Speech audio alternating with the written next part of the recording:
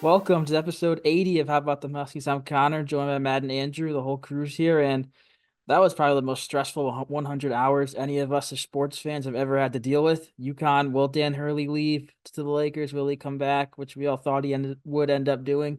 And he did come back after it was Thursday morning. The Woj bomb, whatever you want to call it, was released. The Lakers were talking to him. He visited LA over the weekend. I think it was Friday. I'm pretty sure he was out in LA. He mulled the decision over the weekend. Earlier this afternoon on Monday, he decided, I'll read the tweet straight from Woj's account. Breaking Connecticut's Dan Hurley has turned down the Los Angeles Lakers' 6-year, $70 million offer and will return to chase a third straight national title. Sources tell ESPN LA would have made him one of NBA's six highest paid coaches. So that 6 years, 70 million, I feel like it's a lot lower than a lot of us thought. I mean, the rumor was Kentucky offered him 8 years, 100 million or something in that ballpark. So I figured the Lakers offer would be at least that. I mean, obviously it's the NBA, it's different, but also the Lakers really want this guy. They kind of got to give him a lot of money. Not saying 70 million over 6 years isn't a lot of money. It's just, I don't know. It's not really, I thought the deal would be a lot higher. And seeing that, it kind of helps me realize why he didn't take it, especially seeing he's likely to get a nice extension from UConn, or at least a pay raise from UConn along with an extension. So, yeah, what do you guys think? I know we were all on the fence up to the final minute when this was announced, when what he would do. What you got? How'd you guys feel? I just want to start with that $70 million price tag that you were just talking about. And I kind of want to, bring to perspective how big of a deal that LA income tax is, California income tax. He would have been making, like, if any more than his current contract, he would have been making probably $10 million more than what he's already making. So, I mean, that $70 million, price looks hard to turn down, but when you kind of dive into it, it didn't really make much sense. I wasn't here for the, emergency episode, and I never really got to voice my like opinions on the whole thing. So I always thought, well, at least when I heard it come in, I was like, oh my God. I mean, could you imagine like Dan Hurley and LeBron James on the same sideline? That would have been must see TV every night. That would have been insane, but I don't think that would have been a great start for Coach Hurley. I feel like obviously coming back, going after that three-peat is a massive deal. If you get that three-peat, I mean, you're in college basketball history. I mean, nobody's ever, I don't know if, I mean, back from UCLA, I can't remember the last time we saw a three-peat, but that's besides the point. It's great to have him come back. Obviously, I feel like he's searching for like a friendlier job for a first year NBA head coach with no NBA experience. You need to build a team, and I just don't think the Lakers provided that to him. No, he wasn't. Him coaching that team wasn't going to do anything for anybody because Hurley is not the type of coach that the Lakers need. The Lakers honestly don't really even need a coach. That's just a player coach team.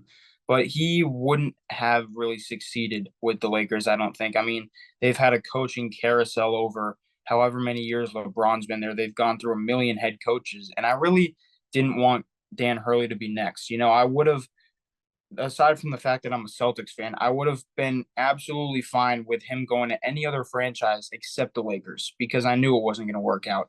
I knew it would have been a waste of time for him to go there. He would have wasted 2 years. Yeah, he would have made some money, but he would have wasted 2 years. And like I had made the point in the emergency episode, you bring in a top 10 freshman and a top 10 transfer and Alex Caravan back from the draft and then say, screw you guys, I'm just going to the NBA for some more money.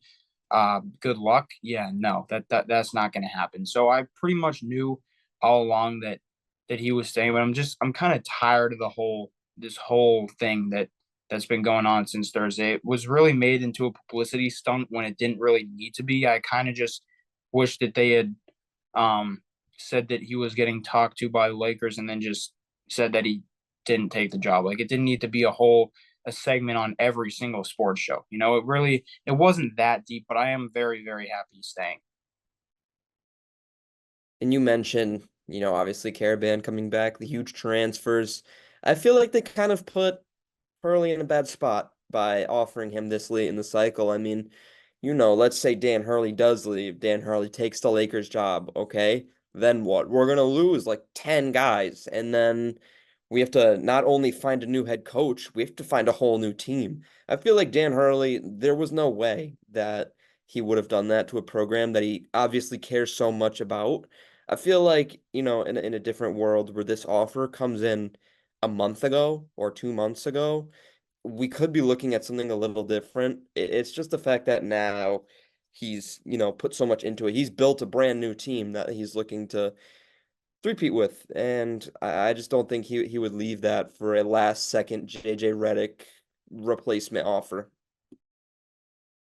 There's certainly a difference between him wanting to take the job and him like what he does in real life actually taking. If you ask him, do you want to be the coach of the Lakers? He's not gonna say no. I feel like any coach, if they ask you that, any college coach, you want to coach the Los Angeles Lakers, they're all gonna say yes. But like you said, you look at the realistic part of it. I mean, he would. I don't know how he could look Caravan in the face and say, "Hey, we just convinced you, or not convinced you, but we brought you back for another year when you could have potentially been a late first, early second round pick, and now I'm just going to leave to the NBA. We're going to screw you." I don't think Hurley's not that type of guy.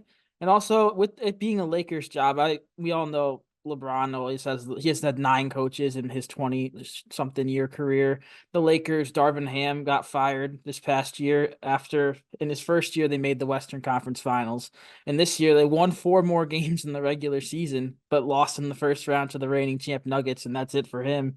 He won 90 games in 2 years, and he's out the door. So I don't know if I really want Hurley to go into that situation. Like you said, Andrew, the Lakers, like Frank Vogel won a title his first year. He was out the door after 2 more, only one of them under 500, and that was a year, a lot of injuries with LeBron and AD. So I don't know if I really want Dan Hurley in that situation. Obviously, it'd be different if there was a job like the Knicks or the Celtics. Not saying either of those will open up anytime soon. They shouldn't, but that's a little different than the Lakers, seeing how they run. LeBron, like you said, it's almost like a player coach team. It's hard to coach the best player in the NBA or one of the best, biggest faces. He's probably not the best anymore. There's a lot of talent, but yeah, it'd certainly be tough to coach. I feel like Hurley could have handled it, but I feel like he made the right decision at the end of the day. And obviously, the Lakers offer coming in out of all teams in the NBA, right? How about one of the top three biggest markets in the whole league in Los Angeles? I mean, it kind of poses a question: how much longer is he realistically going to stay at UConn? I feel like, part of me has a weird suspicion that once Caravan goes, I feel like he might go with him because I feel like he doesn't really have this connection to too many of these guys outside of Caravan. And I feel like since the Lakers offered him, I feel like interest is going to be high from a lot of other teams to say, "Oh, the Lakers want him to be their coach. Why don't we try and do that? Why don't we try and offer him X, Y, and Z to come coach us?" So I mean, I really wonder how much longer he'll, be here even after this decision. Yeah, this is just the beginning. I feel like every offseason we're gonna have something like this. It's not, oh, he didn't take the Lakers job. No other team's gonna ask him to coach again. I mean, he's gonna get offers, especially from these higher teams, higher franchises. I mean, if you don't take the Lakers job, I'd say, I mean, they're a top 5 franchise. I'd say that. What if like is he even going to consider if like the Kings offer him a contract if he doesn't take the Lakers? I mean, I don't know. It's him. Maybe he likes the Kings situation better than the Lakers, and they offer more money. But yeah, at the end of the day, I mean, I feel like he's like I said in the last episode. I feel like it's been unclear in the past. It said I only want to coach 10 more years and be done. I don't want to coach in the NBA like college. Now it's like I want to coach in the NBA at some point. So kind of a mixed bag. Clearly, the interest is there for him to coach in the NBA because he went this deep into the process. He very easily could have just said no to the Lakers front office saying, "I'm not interested." He clearly is interested because he decided to go as far as traveling out there and getting a formal contract offer, a pitch. So I feel like, yeah, I agree. It's going to be coming potentially his move to the NBA. Could it be after this year? Who knows? I mean, I feel like he wants to be an East Coast guy. His family's an East Coast guy. I mean, a lot of people are saying he's waiting for the Knicks job. Will that when that will happen? Who knows? But I don't know. I'm just happy he's here for us next year. I was going through all these scenarios in my head. Who's going to coach us? Is it Kamani? Does Kamani go with him? Then it's Luke Murray? But what if he goes with him? Do we have to hire someone outside? I'm glad we don't have to deal with that. We just can go for the three-peat as scheduled.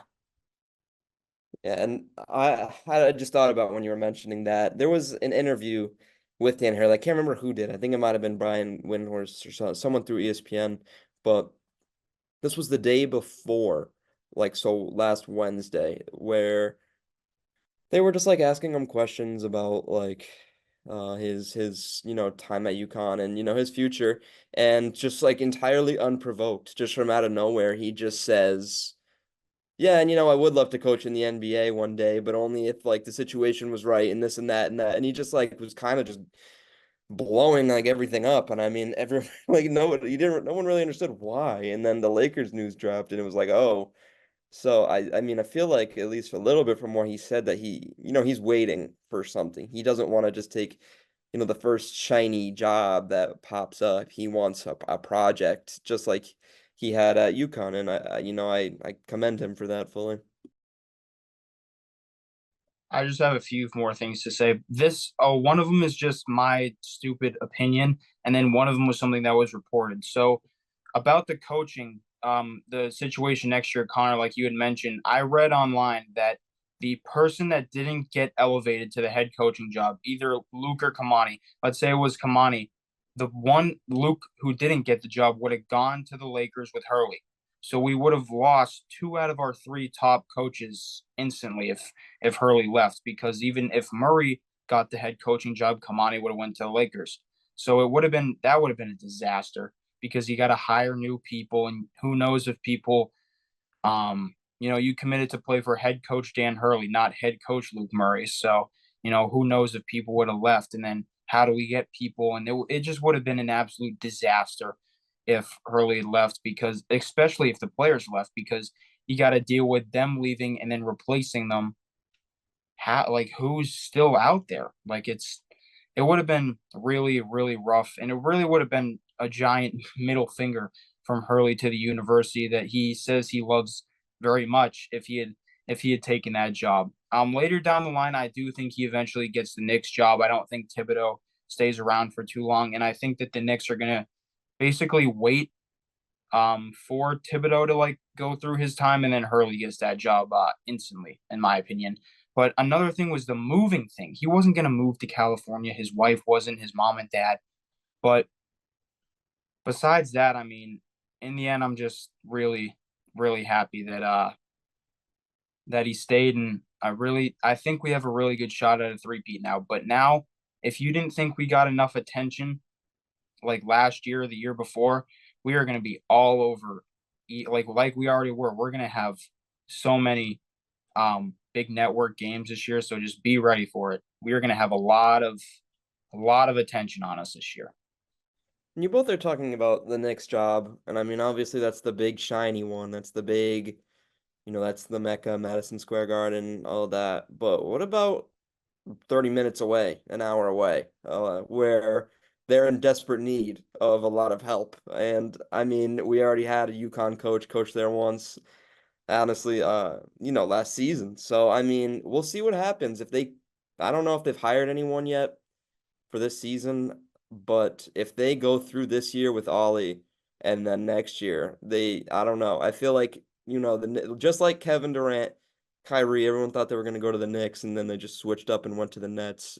I feel like you can't rule out the Nets here for Dan Hurley. I mean, it's still close. It's Northeast. It's New York.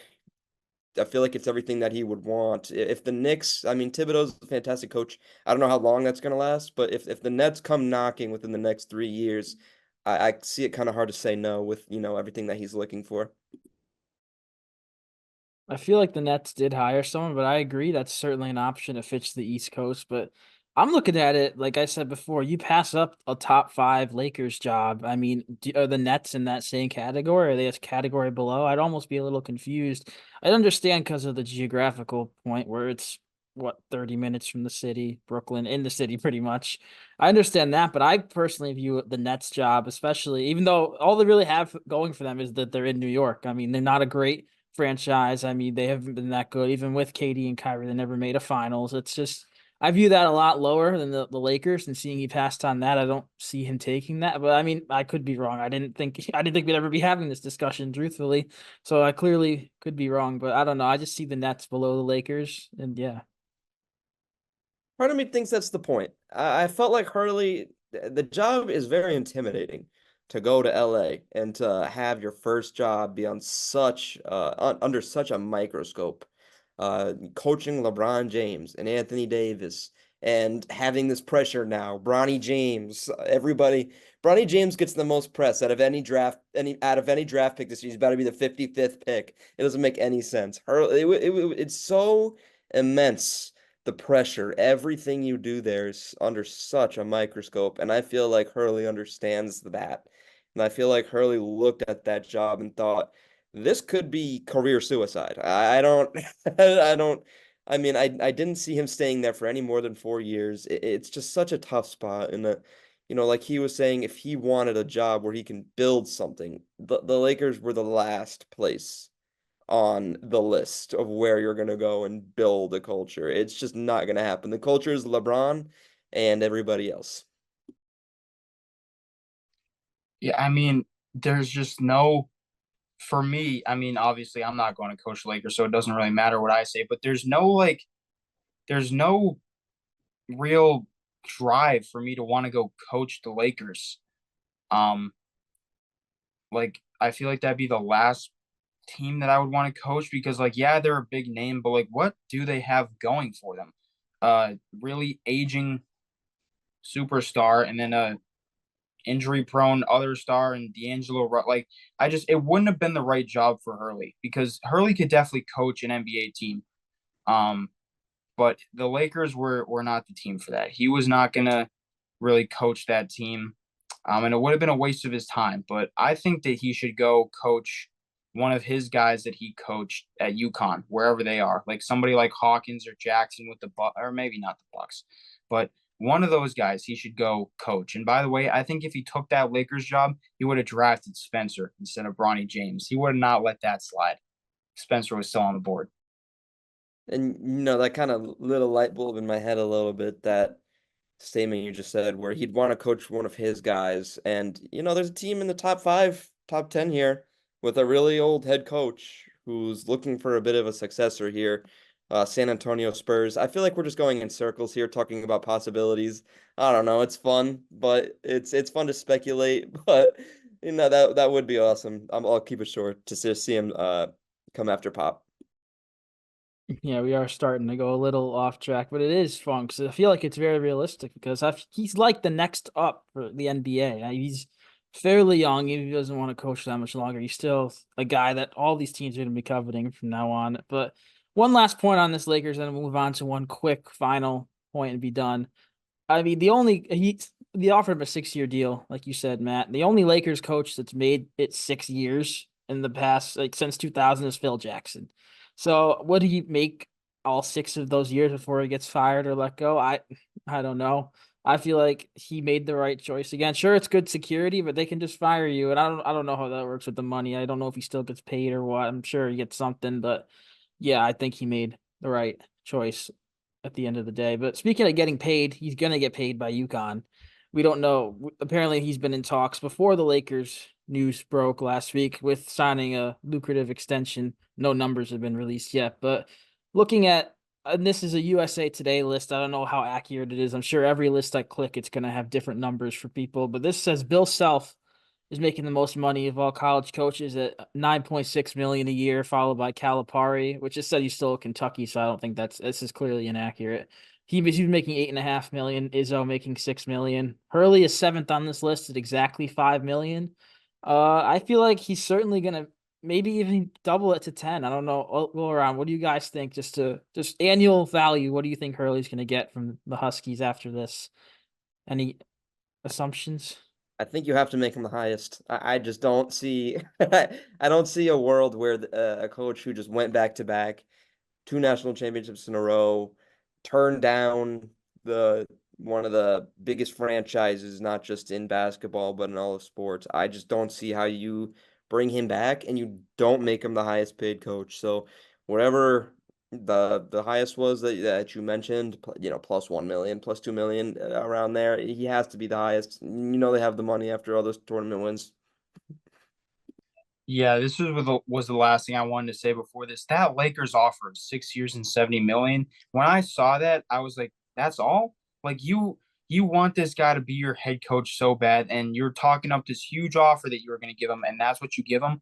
When you have how many alumni that are from the Lakers that are like Hall of Famers, well known, like you could have easily given him $15 million a year, maybe even 16, 17, but 70 for 6 years was all like that's a massive, massive L for the Lakers, in my opinion. And they're dragging themselves way below the grave, way lower than they already are.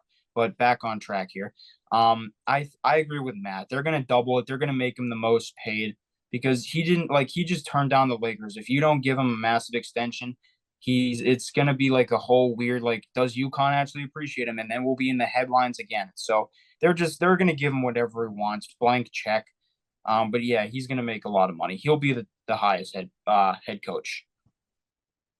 Yeah, I agree. I think doubling it is perfect because he's making 5. Bill Self, according to this list, is making 9.6. Doubling it makes him 10 million a year as the highest paid. I also feel like potentially you could see. I don't know if you could see. This is something I want to see.